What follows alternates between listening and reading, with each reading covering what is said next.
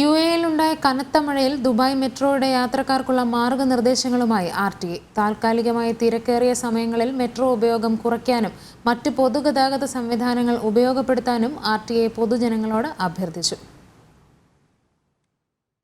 കഴിഞ്ഞ ആഴ്ച പെയ്ത കനത്ത മഴയെ തുടർന്നുണ്ടായ വെള്ളപ്പൊക്കം മെട്രോ സ്റ്റേഷനുകളെയും ട്രാക്കുകളെയും ബാധിച്ചിട്ടുണ്ട്. ഗ്രീൻ റെഡ് ലൈനുകളിലെ നിരവധി സ്റ്റേഷനുകളിൽ പ്രവർത്തനം തടസ്സപ്പെട്ടു. നിലവിൽ ശുചീകരണ പ്രവൃത്തികൾ പുരോഗമിക്കുന്നതിനാൽ തിരക്ക് കൂടുതലുള്ള സമയങ്ങളിൽ മെട്രോ ഉപയോഗം കുറയ്ക്കണമെന്നാണ് അധികൃതരുടെ അഭ്യർത്ഥന.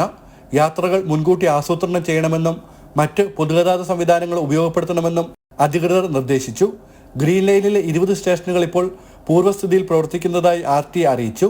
35 സ്റ്റേഷനുകൾ ഉൾക്കൊള്ളുന്ന റെഡ് ലൈനിൽ കുറഞ്ഞ സമയത്തേക്ക് മാത്രമേ സർവീസ് നടക്കുന്നുള്ളൂ. ചില സ്റ്റേഷനുകളിൽ ട്രെയിൻ നിർത്തുന്നില്ല.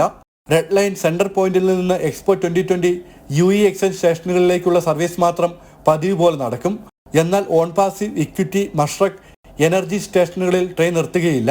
സെന്റർ പോയിന്റിൽ നിന്ന് കയറുന്നവർ ബിസിനസ് ബേ, അൽഖീൽ സ്റ്റേഷനുകളിൽ ട്രെയിൻ മാറേണ്ടി വരും. ഇല്ലെങ്കിൽ പകരം ഏർപ്പെടുത്തിയിരിക്കുന്ന ബസ് സർവീസുകൾ ഉപയോഗിക്കാമെന്നും അധികൃതർ ഓർമ്മിപ്പിച്ചു. ജനം, ദുബായ്.